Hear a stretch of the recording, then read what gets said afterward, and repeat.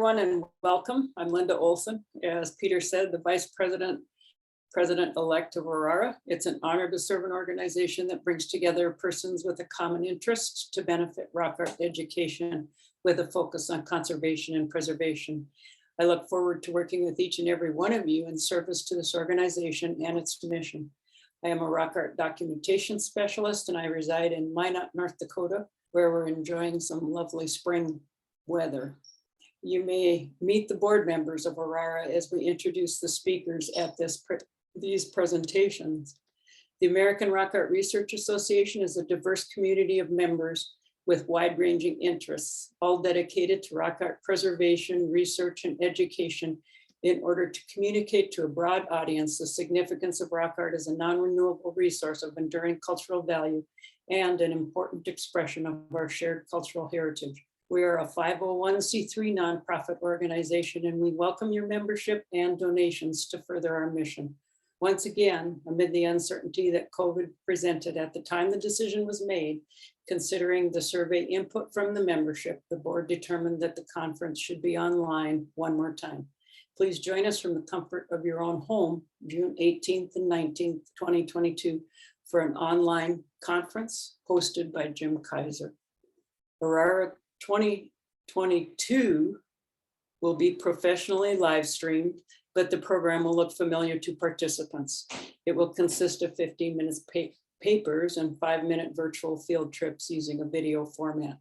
Publication of papers will be done in the standard way, with a volume of American Indian rock art being distributed to members in the spring and another planned for the spring of 2023. 2 additional workshops will be held the day prior to the conference. On June 17th at 9 o'clock Pacific Daylight Time, a workshop oriented towards elementary school teachers and volunteers who assist with rock art education will include a video tour of the rock art at Medicine Rock State Park in Montana and examples of activities one might conduct in the classroom. Teachers may receive 2 hours of continuing education credits from the Carter County Museum, which is an approved renewal provider by the Montana Office of Public Instruction. While the workshop is geared for teachers, we hope our members and others interested in volunteering at their local schools will attend this workshop to bring rock art education into your own communities.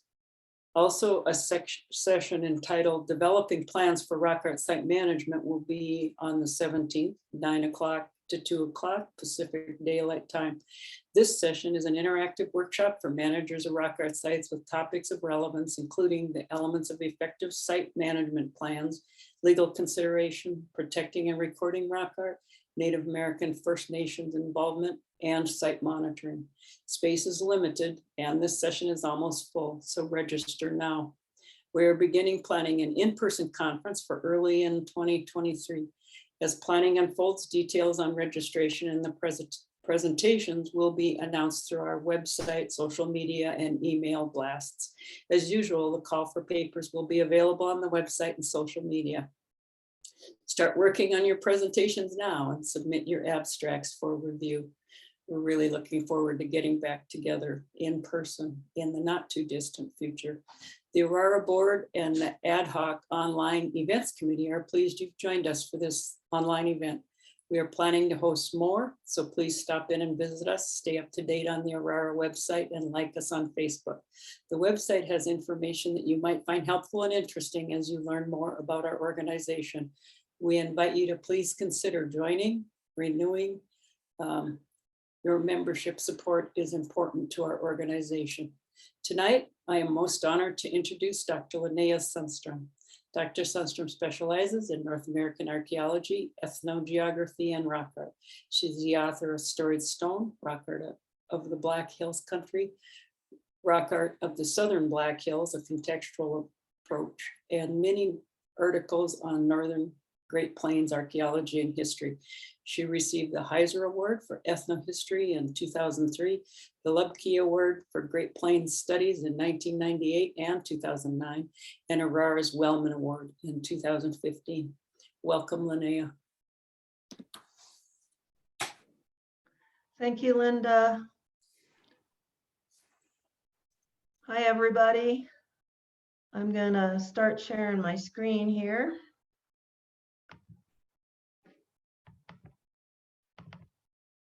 Okay, now if you look up at the top of where you can see the speaker's pictures, there's a little menu with different squares on it. If you click on the very smallest one, that'll take us all off so that you'll be able to see the slides better.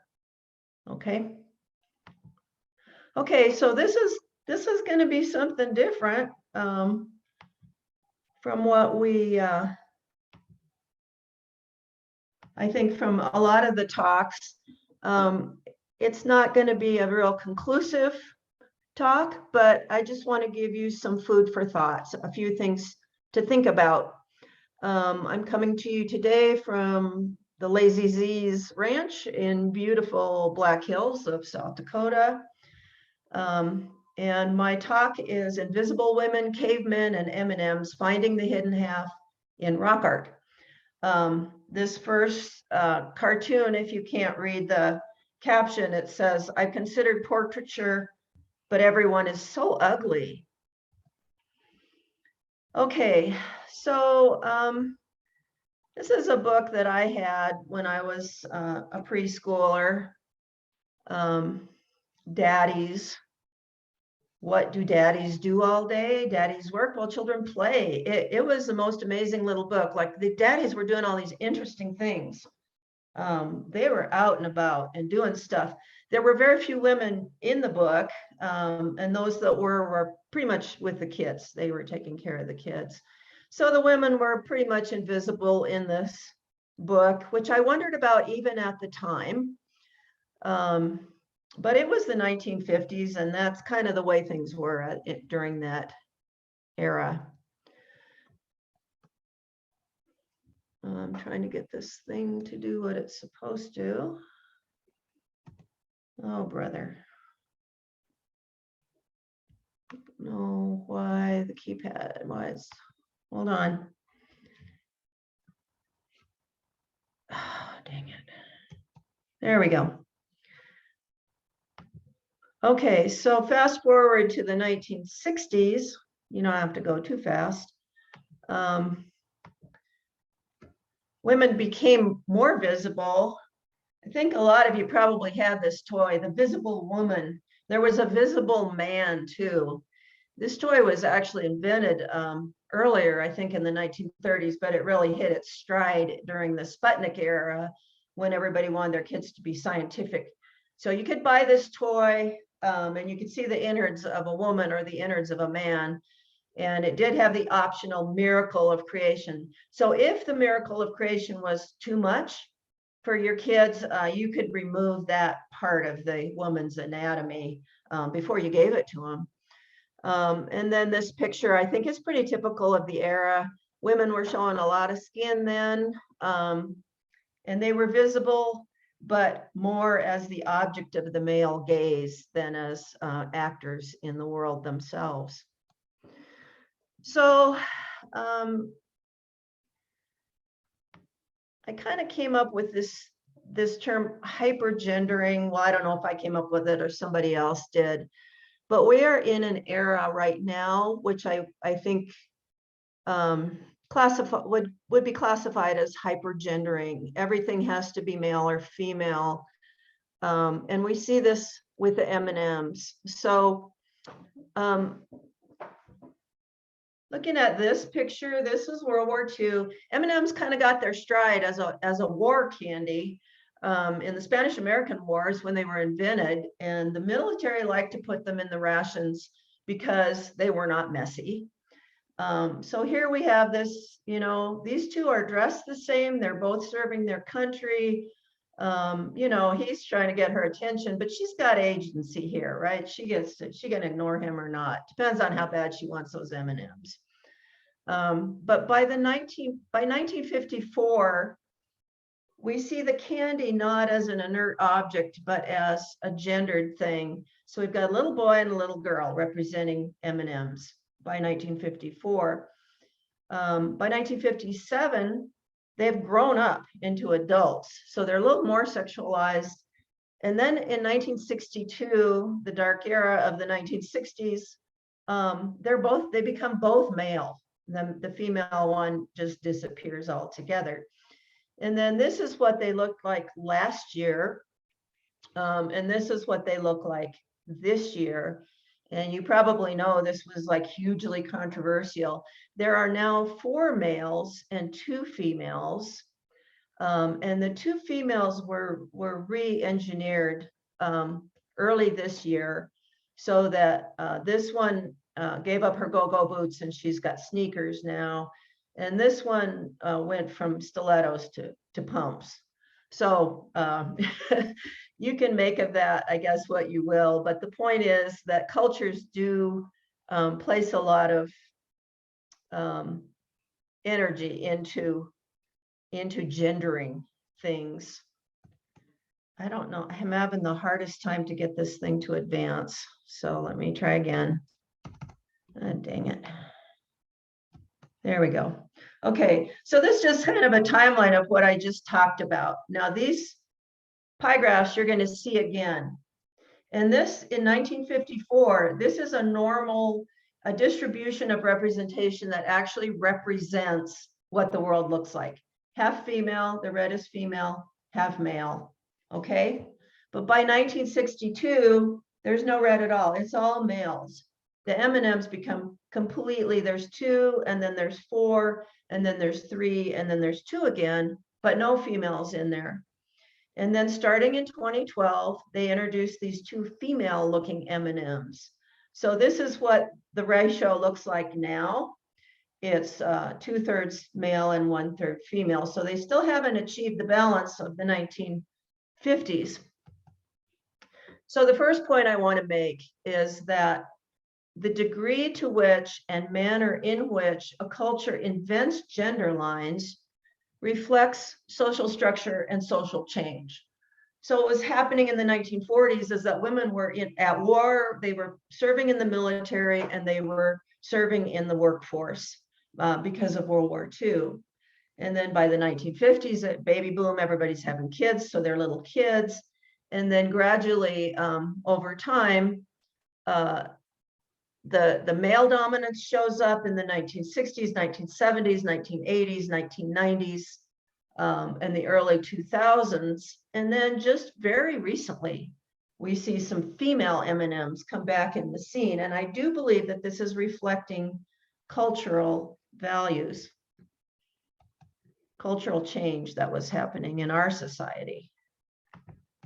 Okay, so the question I wanted to ask was, how do images from the popular imagination influence how we, as people who like rock art and people who study rock art, how do we see it?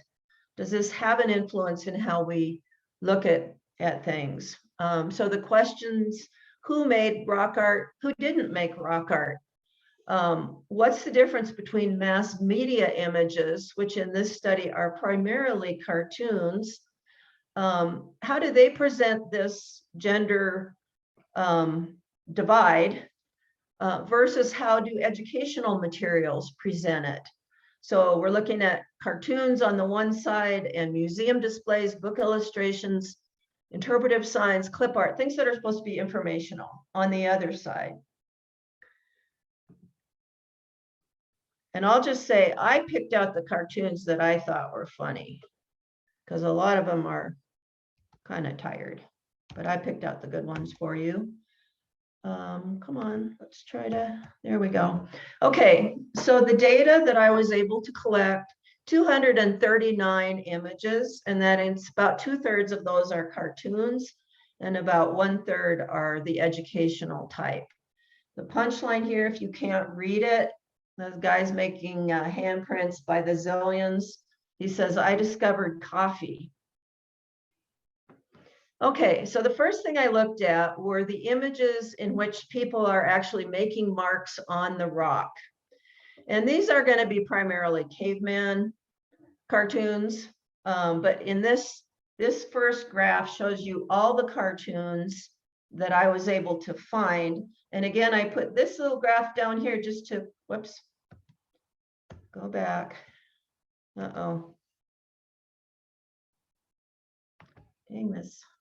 Go back, go back, go back, go back. All right, there we go.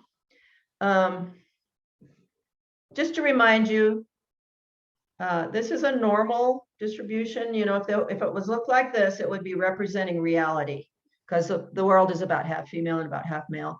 So in these popular popular images, the cartoons, who's making the rock art? About 91% show only, whoops, where'd that come from? Go away, go away, go away. They show only men, only males. About 4% show females, and the rest are either ambiguous or both. So 91%, it's pretty skewed, I think, as you can see. Okay, so what about the educational images, the things from museums and dioramas and textbooks? Well, it's not much better. They show 87% are male, 6% are female, and whatever that is, maybe 2% were ambiguous, where I couldn't really tell the gender that was being shown. The punchline here is they made sense when I woke up and scribbled them in the middle of the night. And incidentally, how I did the sexing on this was if it had facial hair, no breasts, you know, there was pretty obvious markers is how I identified them. Okay, so these are your caveman cartoons, Paleolithic people. Okay, so these are even a little bit worse. They show 93% of these cartoons showed men or boys creating the rock art. Only 4% showed women, and then the remaining 3% were either showed both or were ambiguous. And the punchline here is damn autocorrect. All right, what about the educational materials of the Paleolithic, of the cave dweller era, as you might think of it? 88% men, 7% female. So this is slightly better, but not much.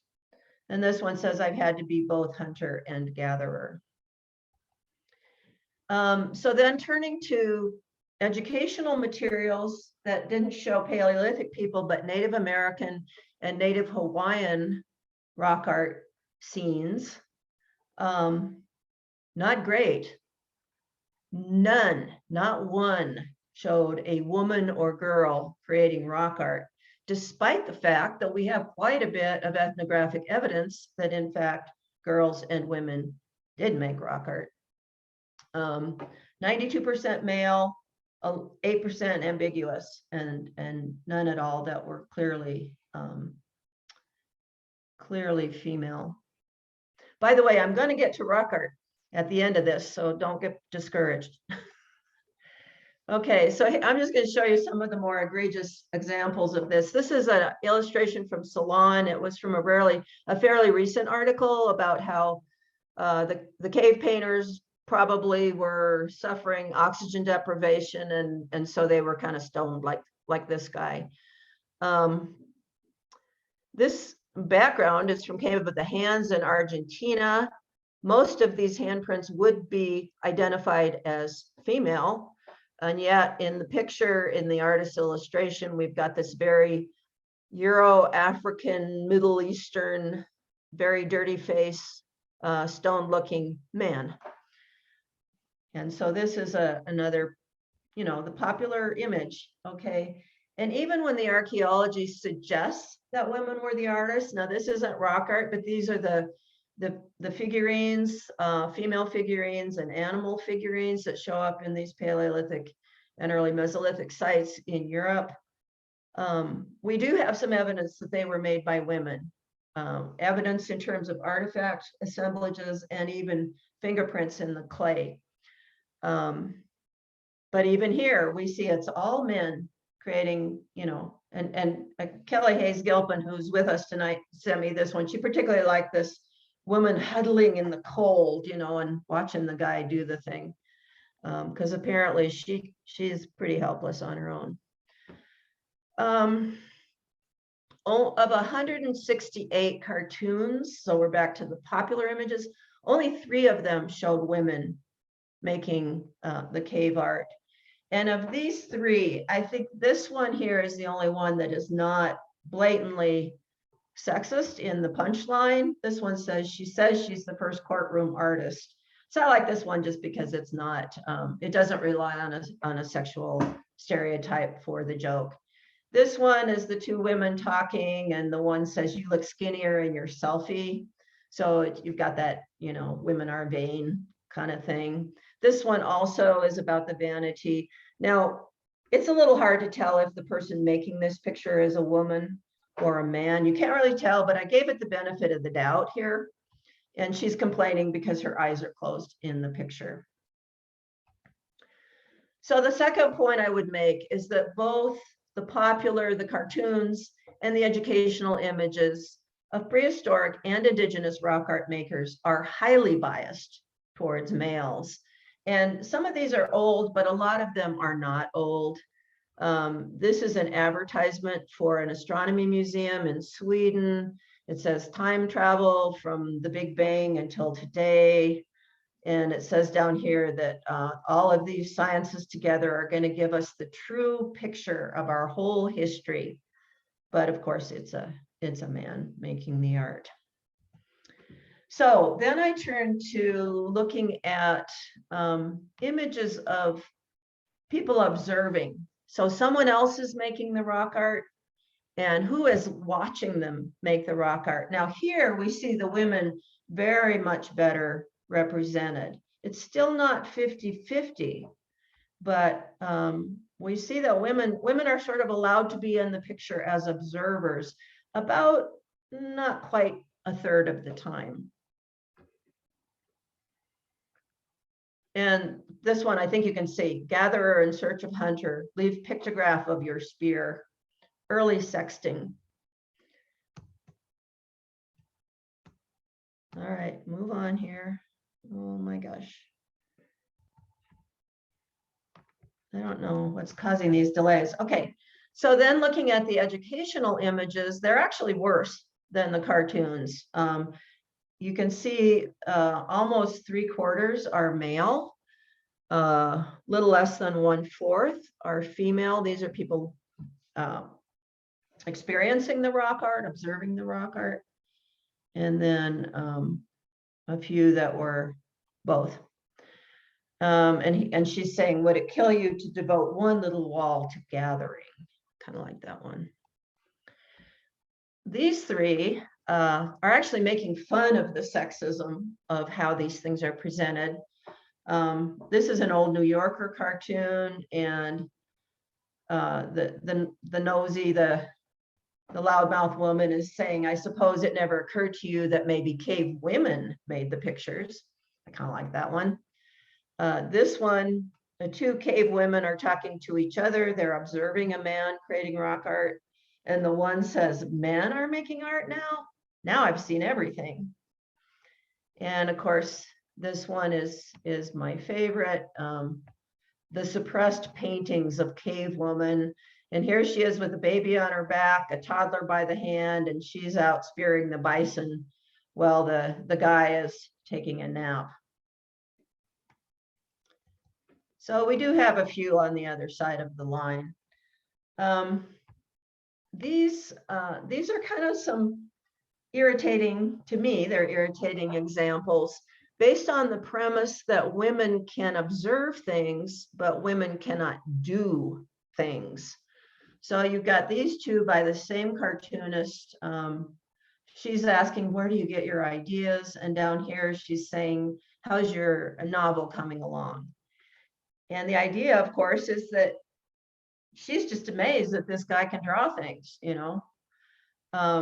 This one in the middle is particularly irritating. The cave baby is crying its head off. The caveman is like, can't you make him be quiet? The cave woman says, why don't you draw him some animals? So the caveman draws some animals and the baby's happy and stops crying. And then you fast forward 35,000 years later, and the professor is saying clearly they were people profoundly in tune with nature. So the joke here is that, you know, we overinterpret things that were actually very, very simple messages when they were made. This one, the guy's drawing a kind of racy picture of two mammoths getting it on, and the wife is saying, better stick to violence and bloodshed so you won't offend anyone. It's a pretty good joke, but in all of these, the premise, you know, the man has to make the picture, she's not capable of doing it, and yet it's her job to quiet the baby. It's really, you know, quite a mirror to our own society. Some more examples. These ones don't have women in them at all. They're all men, these two. This one, he's drawing on the cave wall. She's making food. She's got her back turned. And then this one, which is particularly bizarre, was from University of Calgary Chakmul conference advertisement. And again, the guy is making the pictures. She's holding the baby, and it is ironically entitled Identity Crisis, Archaeology and Issues of Identity. So maybe this was meant ironically, I don't know. I kind of don't think it was. And even though they have invented a skirt or blanket and paints, apparently they have not invented pants yet. Okay, so turning to the educational images, a little slightly bit better as far as the Paleolithic goes.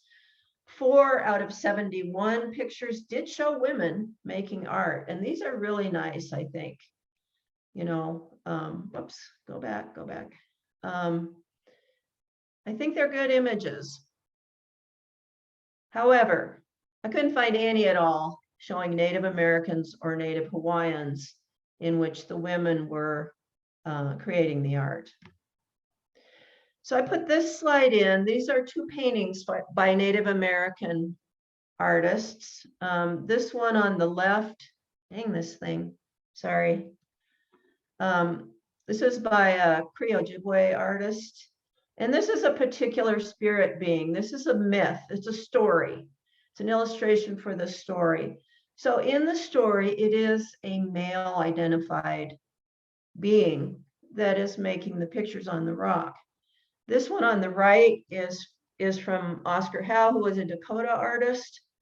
It's a picture of the double woman. She is a spirit being. She is the patron of art, artistry, technology, things like that. And it's really hard to see, but if you look carefully, her right hand is on a boulder, which is covered with petroglyphs. And in fact, in the Dakota tradition, double woman is said to create the petroglyphs. And she is not only a woman, she's 2 women in one. So my third point is that in the popular and educational images both, they tend to erase Native American and Native Hawaiian women, even more than they erase the ancient Paleolithic women. And there are cultural reasons for this, which have to do with colonialism and how modern cultures treated and suppressed indigenous people, and in particular, indigenous women were viewed as kind of a threat to the whole enterprise. So where is this women's and girls' rock art? Sometimes it's hidden.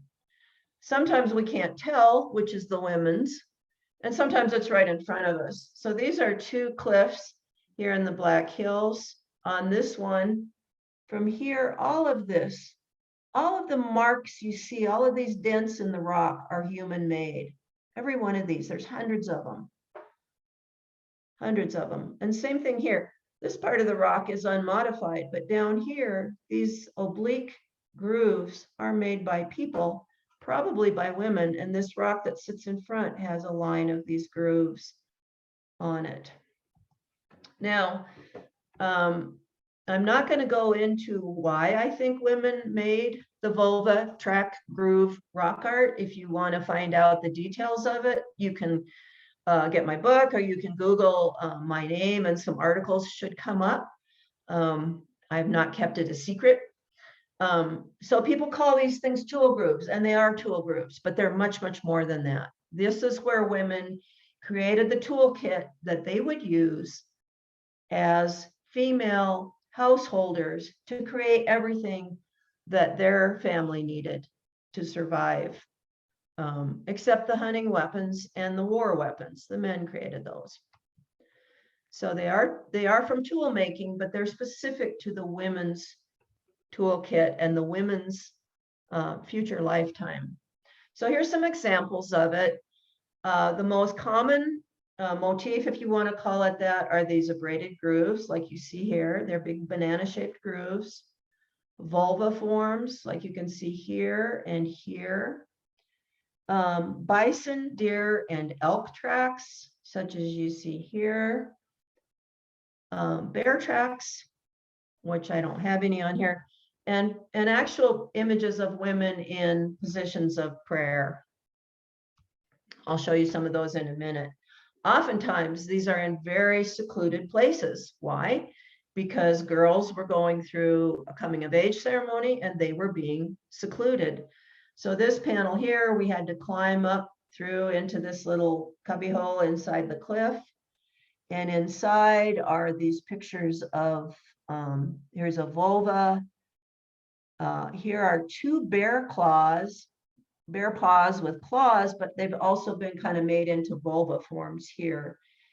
And these are probably bears or elk, but it's not clear enough. Go back. Ah, dang it. Okay, this one,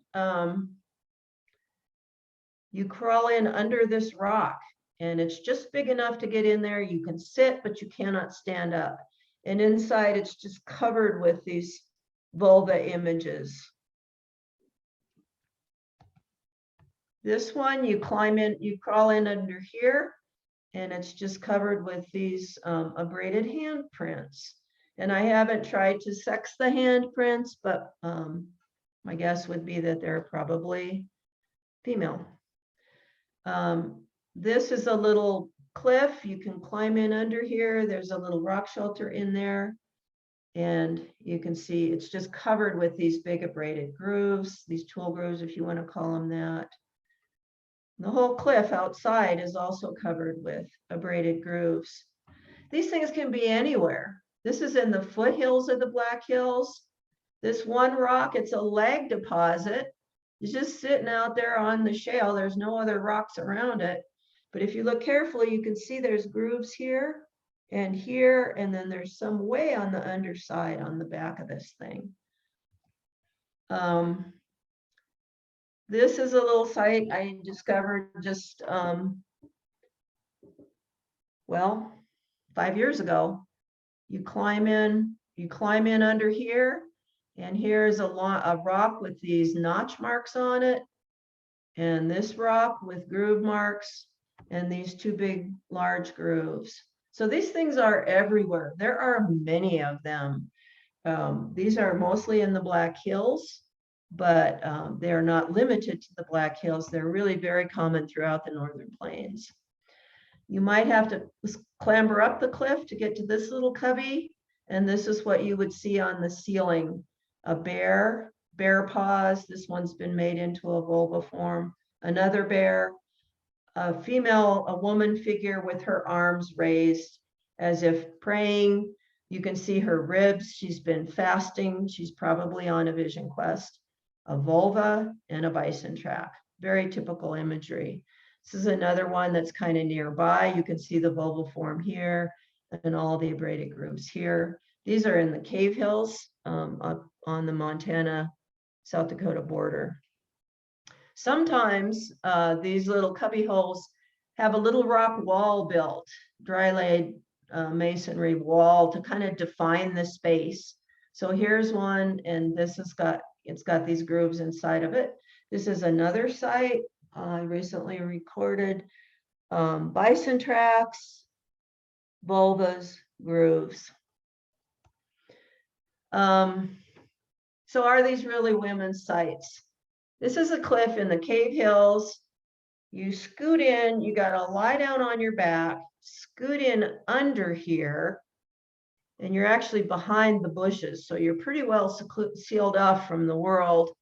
You look up at the ceiling at this part right here, and this is the image you see.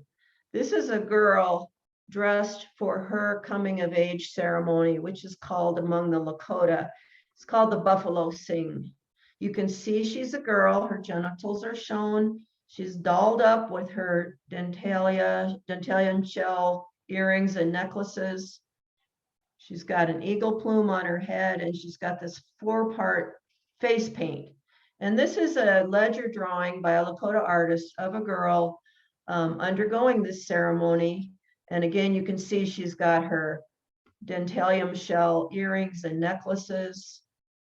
She's got her 4-part face paint, and the priest is just at this moment putting the plume onto her head. These things, like I say, they're kind of everywhere. This is another site in the Black Hills on the Wyoming side.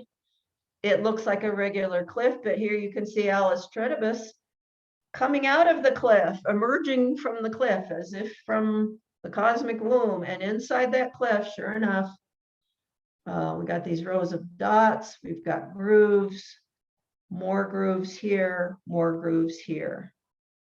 So girls were being secluded in these places. And these are just a couple more examples.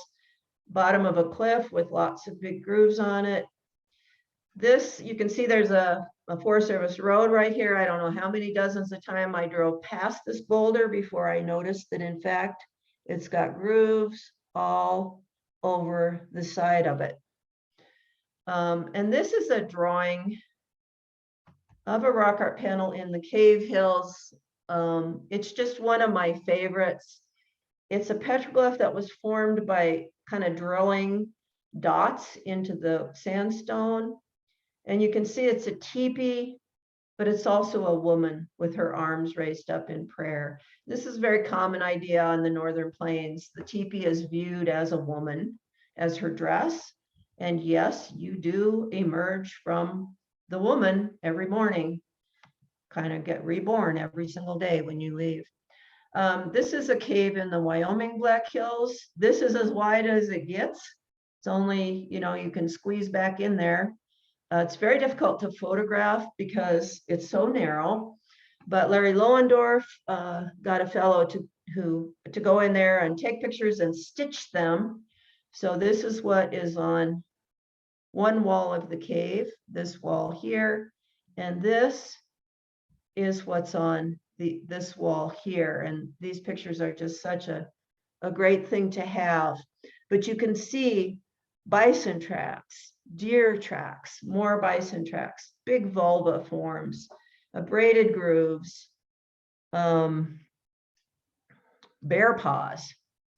And at the entrance on the other side is this very large female image, which I believe represents the major female deity of this area, which is a version of the Corn Mother. She's the Corn Mother. And both sides of the cave have pictures of water birds. Those are her helpers, because all of them, the corn and the water birds, everybody comes back in the spring. So these images are related to each other. This is the inside of that one little cave that I showed you a minute ago. Whoops, sorry.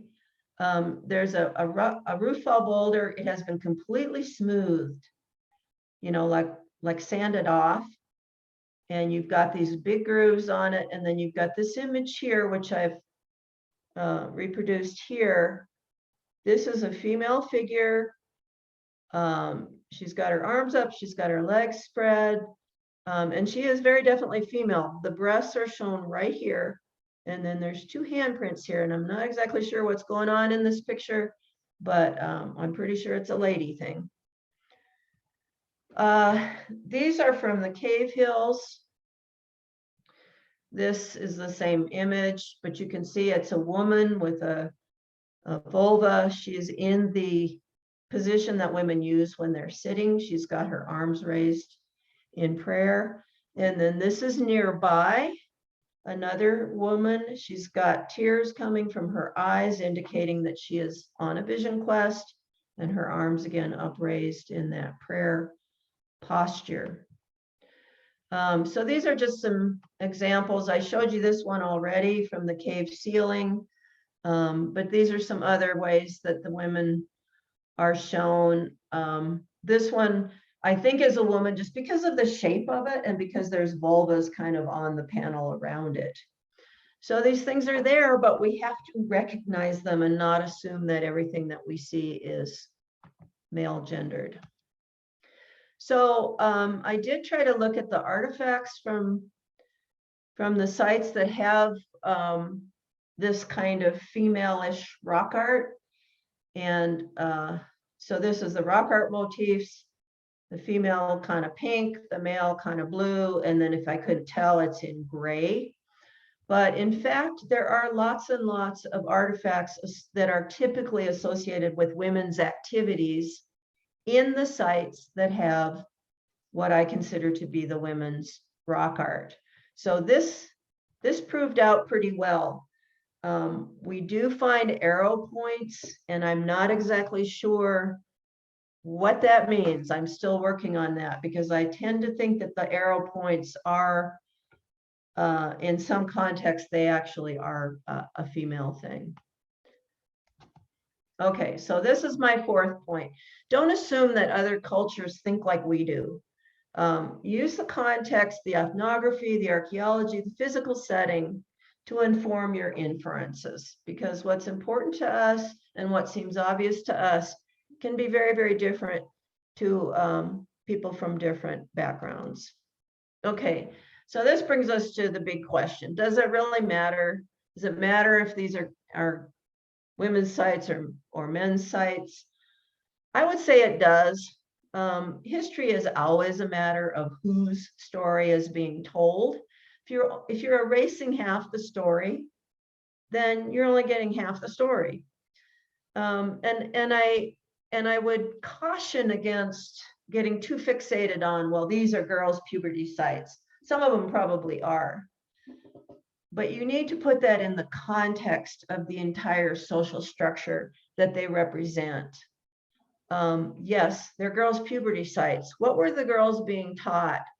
They were being taught everything that they needed to know in order for their family to survive, in order for their community to live in harmony, in order for their community to defend itself.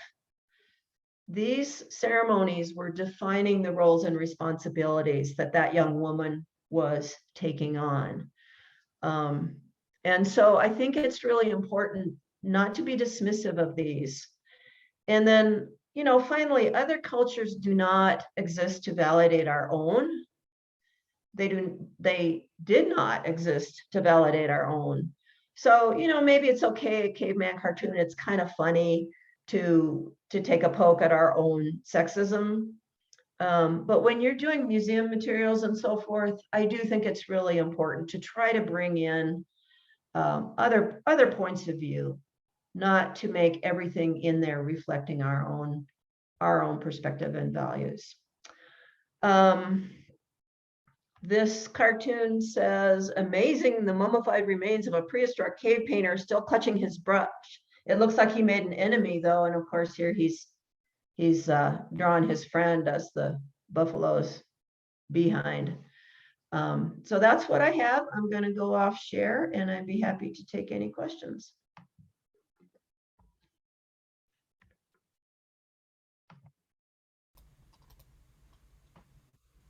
Actually, maybe I should.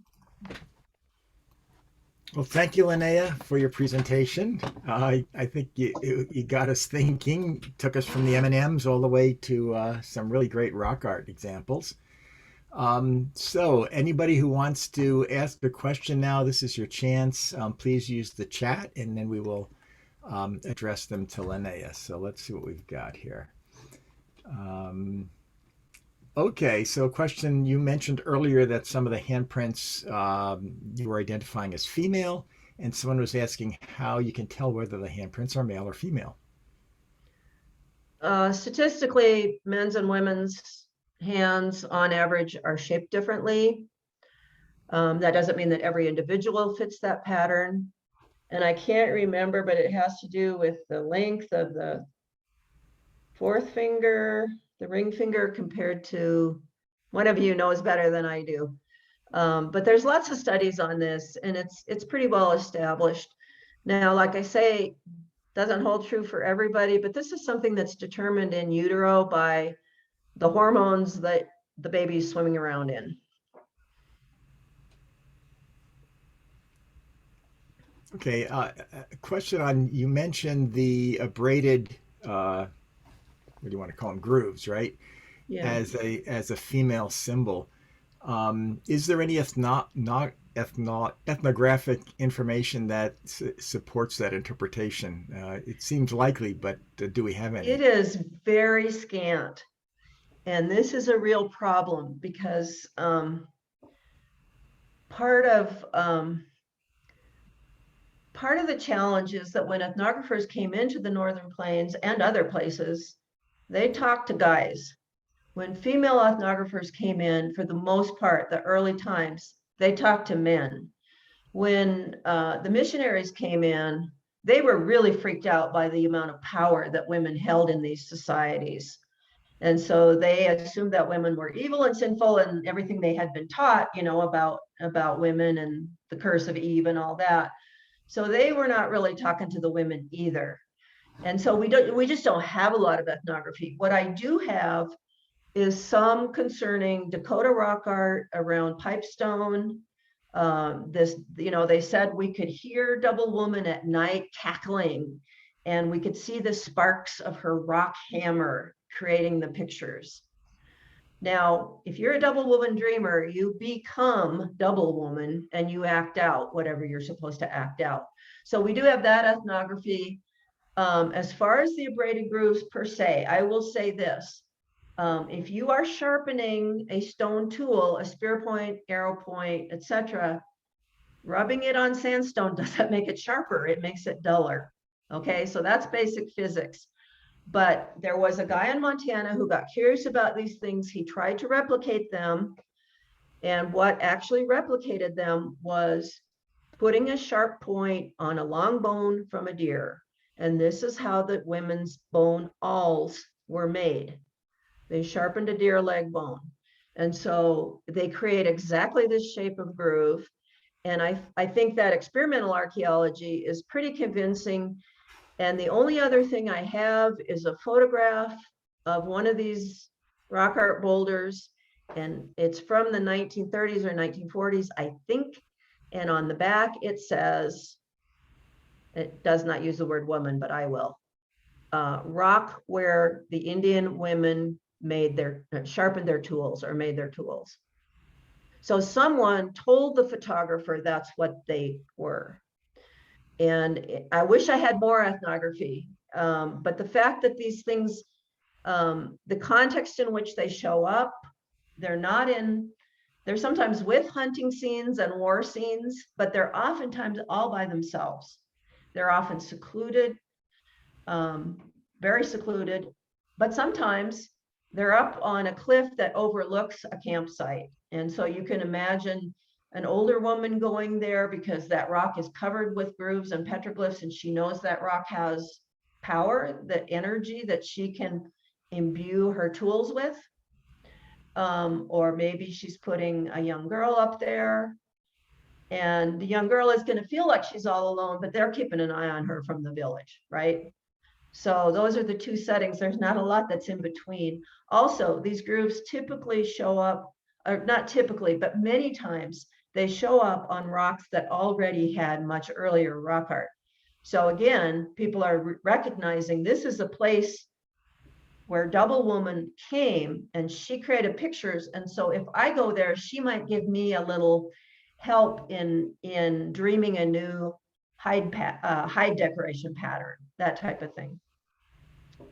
And okay, I see where somebody just asked about LGBTQ. Thank you, because that's another this is, when I talked about the hypersexualization, we're seeing this a lot in politics right now, this notion that it's an either or, male or female. Other cultures don't do that. Biologically, it is not true. Some people really are in between. A lot of people really are in between. And they don't have to see the world in the same black and white terms that our Western philosophy is so fond of. So yes, if you were a double woman dreamer, you could be a guy and you were going to start doing this type of creating beautiful clothing and teepees and bedding and so forth for your community. So when I say they were made by women, I should say they were made by female gender people. Yeah, so you were saying one of the possibilities is they actually were sharpening a tool, but it was a bone tool. Right. The women's toolkit was mostly bone, and sharpening bone is what creates those shapes on sandstone. And what would this tool be used for? Was there a particular use? So they're working with leather. In these, they don't have woven fabric here. So they have an awl, a thing to punch holes in the leather. And that was the number one tool. It's a symbol of femininity. So even today, if you go to a powwow on the plains, the girls will have on their belt, they'll have an awl case, a knife, and a strike-a-light, which is a fire starter, because it represents their hospitality, creativity. It's the values that they needed to be good members of their community. They had a thing called they decorated with porcupine quills, and they used a piece of bone to flatten the quill. They used a piece of bone like the top of the femur to smooth the hides in the final process of making the leather smooth. So they used a lot of bone tools. Men didn't use very many bone tools. The men used stone tools in these cultures. So they could have been creating their tools in these caves and sites.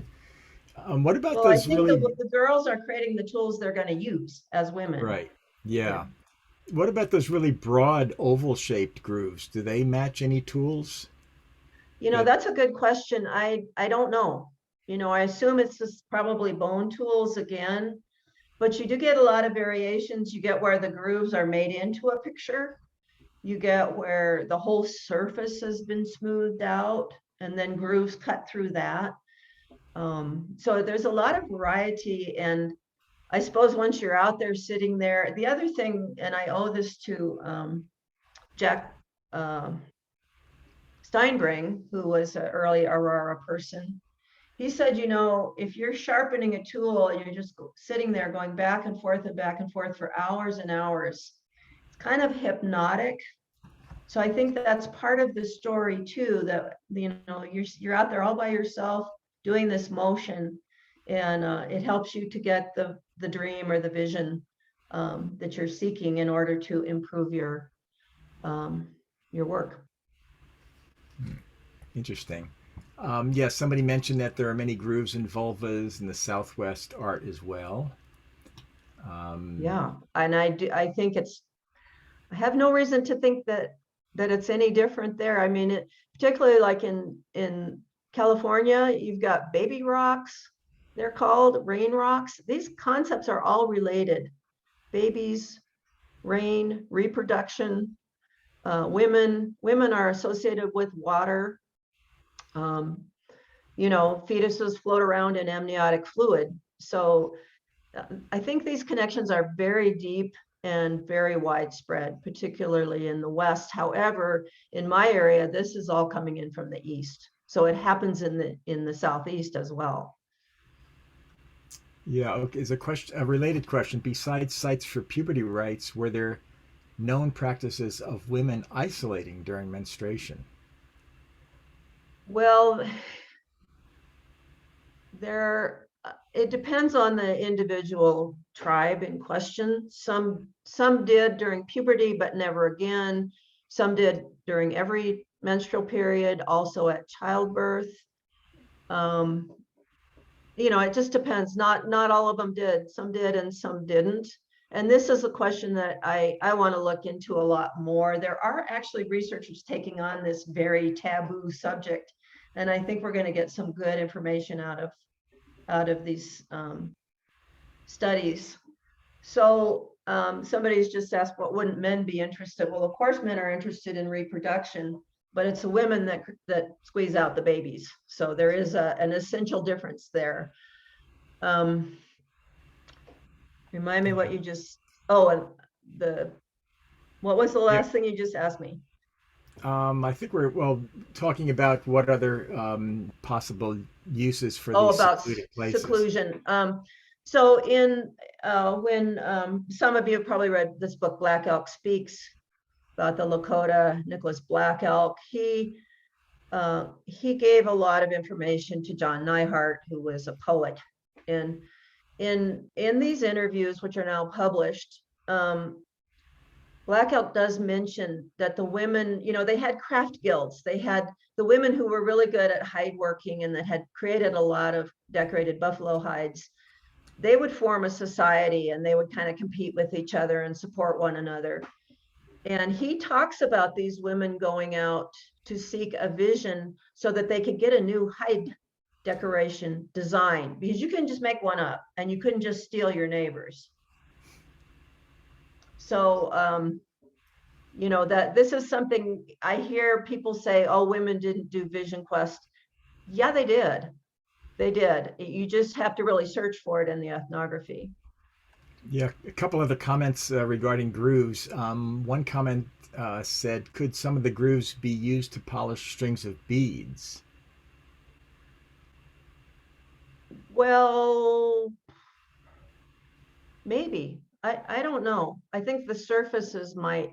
These people typically used beads. I mean, they imported the dentalium shell, as you saw, but they also made beads out of rabbit leg bones, and they made beads out of shell. I think the bone beads probably did need some polishing. The shell ones were already pretty nice and smooth. And the dentalium, I don't think would benefit by being abraded. I think it would fall apart. And here another comment about the Harnata Mogollon. There are many grooves, or sorry, there are not many grooves found in their rock art, but there are lots of awls. So they must have had some other way of doing it, I guess. Yeah, well, I'm sure. I mean, this is the thing. Like you have to travel over to the cliff. Not really. You could just use any piece of sandstone. So when you find a cliff with hundreds and hundreds of these things, you have to assume it wasn't for convenience. It was a place people deliberately visited. Yeah, I noticed that most of the thin grooves are vertical, whereas those more oval-shaped grooves tend to be somewhat more horizontal. I don't know if that's generally true or just. You know, they can be going any which way. I haven't really seen any patterns. You do get these little notches along the edge of the rock sometimes. It was suggested to me that maybe they're trying to pierce the, you know, kind of the membrane between them and the spirit of the rock. I don't know, it's possible. But you do get these little notch marks along the edges of rocks along with the grooves. Yeah, I think Eve Ewing has been patiently, she's raised her hand. I suppose I can, if you'd like to speak a question, I can have you unmute. So let me see if we can do that. Oh, hi. Can I be heard?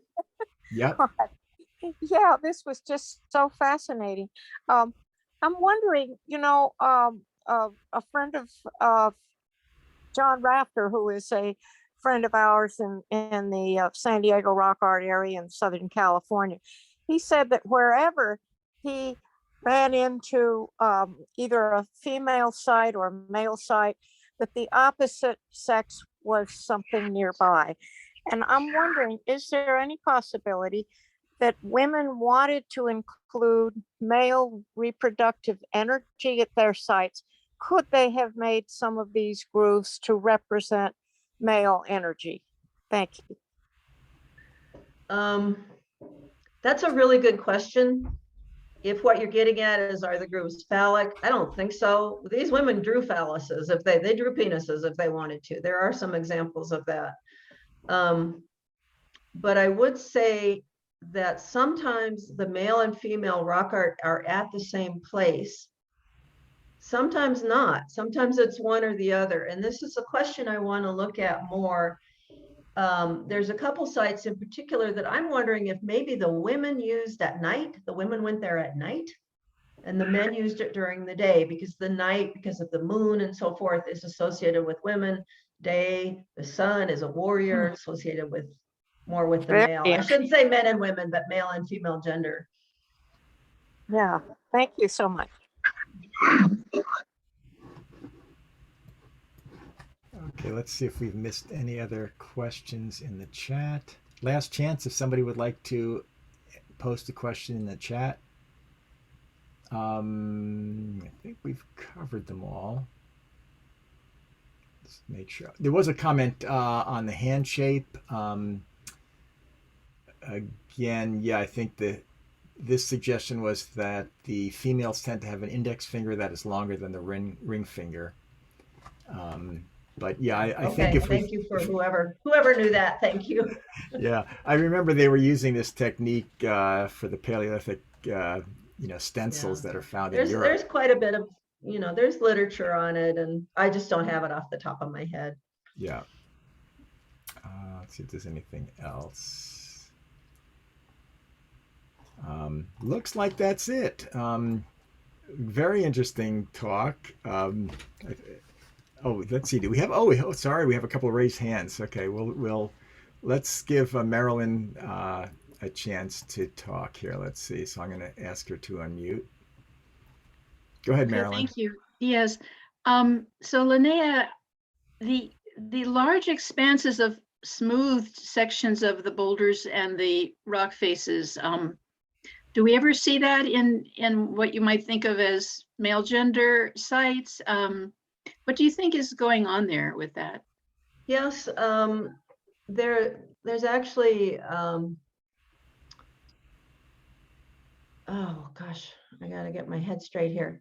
So yes, there's some warrior-like shields and shield-bearing warrior figures that are created on smooth surfaces. So these guys would probably just take another piece of sandstone and smooth off the area and then put the image inside that area. I think they just wanted it to be nice. Thank you. I really enjoyed your talk. Thank you. Thank you. Great, thanks. Eve, you had another question?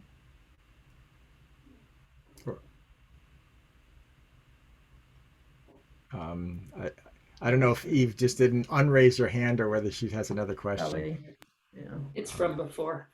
It's from before. Okay. So let's see. Oh, one last question showed up in the chat regarding the possibility of digging sticks. Is that something that they would be using and also abrading in order to create? They would be using them to punch prairie turnip out of the ground, but they were not created that way. They are sticks that are fire hardened on the end, so they were not abraded, no. Okay, so abrasion would be for bone. Yeah, abrasion, I mean, the sticks, they're the shape they are. I mean, I guess you might sharpen the end, but I think they would put it in the fire to sharpen it and to harden it, to get it down to the point that they wanted on it. But they were not, as far as I've ever read, abraded. Yeah. Okay, so it's with experimental archaeology that we know that's the way they created these grooves. Is that pretty much where it came from? Well, that and the one photograph that I have, and the fact that there's this kind of clustered imagery, vulvas, tracks, and grooves, and then occasionally a sort of a self-portrait of a woman who appears to be praying and fasting. And when I say, the one I showed and I said her ribs are showing because she's fasting, that's a very standard plains pictography.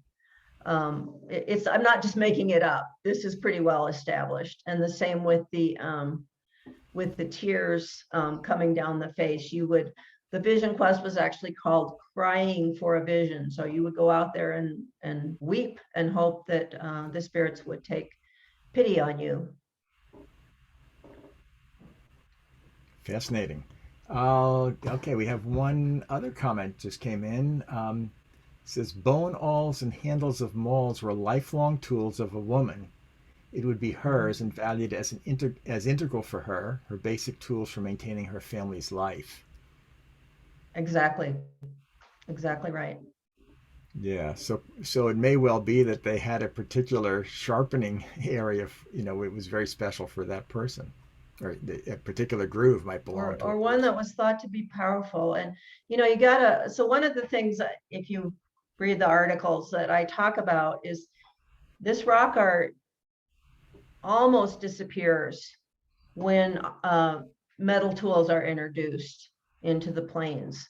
So when the fur trappers start bringing in, and if you look at the list of stuff they brought in, steel awls, iron awls, because they were small and they were in demand and they were easy to transport. They brought thousands of these things in. And the women liked them because they didn't have to be sharpened very often. They were very durable. But there's a whole nother thing happening. You're going to this place in order to produce tools that are powerful, that have this essence or energy, so that the things that you create are going to be protective of your family and your community.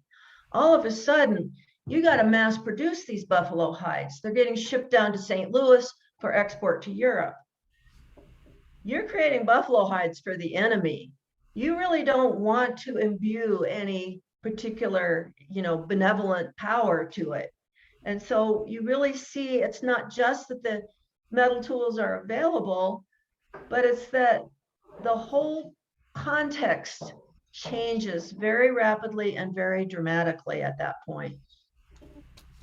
Yeah, I mean, wouldn't all rock art have diminished at that point anyway, or is it just specifically No, these we see groups? lots and lots of rock art on the men's side Hmm. during this period. I mean, we know it's post-contact because there's horses in the pictures. Okay, someone says that Alice has been raising her hand. I don't see it in my view, but let me see if I can see if you can unmute yourself. If not, I'll try to find you and unmute you. Let's see. Yeah, I'm looking. Let me change it to gallery view and see if I can find you.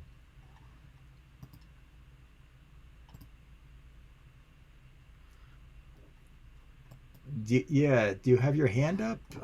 That would help me find your box in the gallery. This is Alice Kehoe. Someone said you had your hand up. There you are. Okay, I see you now. Okay, see if you can unmute. And Yes, there you go. I'd like to mention Janet Spector's classic book, What Thank you. All Means. Mhm.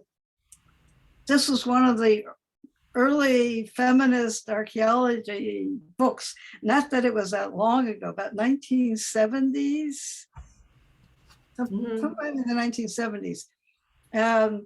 It focuses on a bone awl that had little markings like tally marks, as I recall, years since I read it. But Spector, who is an archaeologist, talked to Dakota women in Minnesota. And they described to her how each woman would have her bone awl that, as Linea says, has a great deal of her power to reproduce and maintain life. And this was a lifelong item that the woman always had with her, and sometimes it would be buried with her. But that was the whole point. If you are an archaeologist who is thinking of the whole spectrum of people, you might look at that bone awl in a burial and you would recognize this is not just an awl. this is the essence of the woman's lifelong dedication to her role, reproducing and maintaining life. And in addition to the awl, there would be the big elk horn handle for scraping, which would have a little stone end scraper blade inserted in it.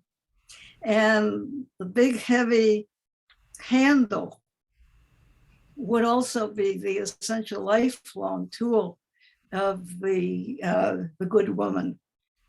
And I was wondering whether some of those wider grooves might have been used to polish up these handles. Some of them were sometimes bone handles and I think, mauls. yes, I think they were, but I don't have data on it. Yeah. If somebody wants to try it, I could probably get you an elk antler. But yeah, I would assume it's the whole toolkit that's being produced. And thank you for bringing up Janet Spector's book, What This All Means. Very influential, and it's a entertaining read if you like reading archaeology. So thank you. It's a great title too. Yeah. With the double entendre of all. Thank you, Alice. I see Bettina has her hand up. If you'd like to go ahead. Yeah, that was an awesome lecture, Linea, of course, really interesting.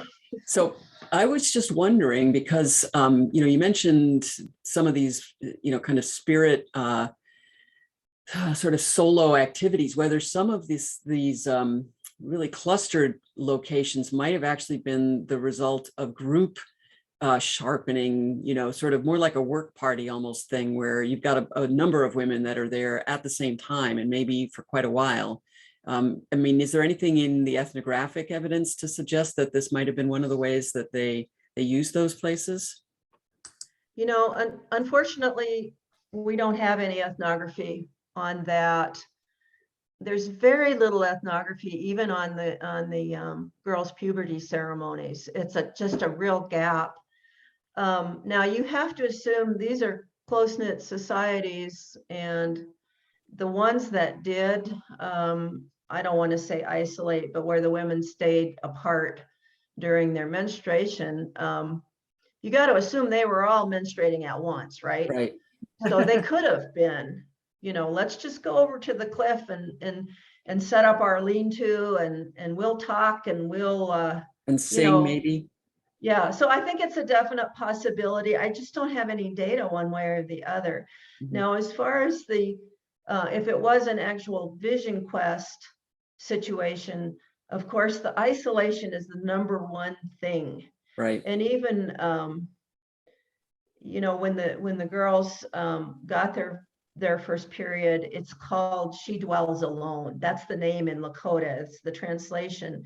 So there's this idea that at that point, your powers are so concentrated that you really kind of need to keep a distance from the rest of the group, because you're just kind of exuding all this power, all this reproductive power, and you want to learn how to control it and how to use it wisely and carefully. And so I think, like I say, some isolated the girl once, some did it every time. But it's not, I want to be clear, this was not because the women were considered dirty or polluted. Right. Just That's too powerful. from our culture. Too powerful That's to be safe. our way of looking at it. They didn't see it that way. Yeah. And it's interesting that throughout North America, where isolation, menstrual seclusion did take place, those groups also secluded the mother after birth. Mm-hmm. And so she has just demonstrated, look what I can do, like it's a big deal. Right. And so it's a matter of containing and controlling these great powers that the women are imbued with. So it's a good question. I would like to know, boy, I have looked high and low for ethnography on this, and there's just not a lot of it out there. Mm-hmm. And I don't know if archaeologically, there's one site which is in Wyoming or Montana, and boy, does it looked to me like a bunch of women getting together for their seclusion. But I need to take a more close look at it because I just have like a site report and I haven't really gone through it very carefully yet. Yeah. Does the archaeology in the caves give any indication of when these things were being practiced? You mean age-wise? Yeah, age-wise. No, but it typically this rock art starts about 2,000 years ago. It's not super old. In this area, in the Northern Plains in general, pecked rock art tends to be very early, and then this abraded and incised rock art starts about 2,000 years ago. It's coming in from the east, and whereas the pecked type of stuff like is behind you in your picture, that's a Western thing. So that's a very broad statement, but in general, it holds true. And by east, you're referring to what in this case? I'm referring to the Eastern Woodlands area, Eastern Woodlands region. So all the way from the Atlantic Ocean over, to Minnesota, and in the Southeast. And there's quite a few connections between the Southeast and the Northern Plains because you've got the Siouan and Caddoan speakers basically coming up and down the Mississippi and Missouri rivers. It was a real kind of freeway for people and ideas. Did the all tool kind of get adopted 2,000 years ago, as far as you know from the archaeology, or was it used earlier? It must have been used earlier. People were living up in Alberta, Canada in the wintertime. They must have had some kind of clothing. Yeah, I but you don't wonder, know that we have dated, at one point they dated this hide scraper to 25,000 years ago, but that date was wrong. So I don't know Yeah. the answer to your question. Yeah. Wow, lots of interesting stuff. Let's see. Okay, Alice had one other comment here. She says, to make clear, women's power of reproduction is stronger than men's power, which is only to kill. So women at the height of power, menstruation and childbirth, the women are keeping clear of the men in order to protect the men. Yeah, exactly. Exactly. Yeah. Which doesn't Fascinating. mean that they weren't having a good time. That Maybe even a too. better time. I don't know. Maybe they just want to keep the men out of there finally. Get rid of those guys. Hey, you gave me 4 days off every month. I'd take it. Yeah, exactly. Beats grinding the corn or whatever else they had to do. I don't know what was the main And that's women's another, jobs that that's day? another thing that when we're talking about throwing out ideas here, mortaring, grinding, crushing, these are very typical women's things. And so again, you're making these abraded grooves, and I have some indication, but boy, it's very sparse, that they were actually collecting the sand and using it ceremonially. So you're creating the groove, little bits of sand are falling down. You can collect that. It's real fine and clean. So again, gendered activities. I don't want to, you don't want to go too far with it because then you get into questions of, well, yes, in our society, we have a very strict division of labor by sex. Other societies, we're not so strict about it. But I think you can make some generalities about it. Yeah, So boy. grinding corn, grinding tools, whatever. Right. Yeah. So, yeah, grinding, even pecking for that matter, right, is a woman's work in terms of Yeah. chopping things up. So they might be very good at pecked rock art as well, if you think about it. Yeah. Well, it is definitely something to think about. Yeah. Yeah. And I don't mean to imply that this is the only woman's rock art on the Northern Plains at all. I'm just showing it as an example that I feel pretty confident about. Yeah, and kind of along those lines, was any pigment ever used in these kinds of? Yeah, it's interesting. The picture I showed, I don't know if you remember it, but it's a big cliff and there's a bunch of teenage Lakota girls wearing their ribbon skirts in the picture. At that site, which has hundreds of abraded grooves all over the place. Well, two interesting things. When I went there first in 1980, there was sitting on a rock in front of that cliff, a great big huge purple quartzite mortarboard, metate,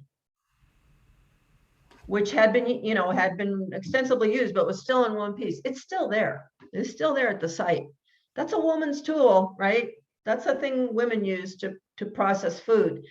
So that was interesting, but also on that cliff, at least 2 of those grooves have red paint painted into them. And they may all have had at one point and it just washed off in the rain, but there's 2 where it's very definitely still there. And there are some other sites with similar imagery. The one I showed of where the woman is sitting in the sitting position with her arms up, that has been gone over with red pigment. There's traces of red pigment on that. So yeah, red pigment in particular was used. Yeah, because that would tie the grooves with menstruation again. Right, Red exactly. pigment. Yeah. Wow. So many interesting facets of this whole subject matter. I think we're going to have to call it there. Thanks everybody for their really great questions and suggestions and stuff. And Linea, you really took us quite a long ways from your M&Ms, I think. Well, food for thought. I had to throw some food in there, right? There you go. We had a lot to munch on. So again, for those of you, if you'd like to learn more about ARARA and our upcoming virtual conference in June, please remember to check out our website. We hope to see you at the conference. We also have a Facebook page, so check that out. Oh, and by the way, while you're registering for the conference, you can also renew or join our membership to get a discount and, of course, support the study and conservation of rock art. So until then, good evening, everybody, and stay safe. Bye-bye. Thank you, everybody.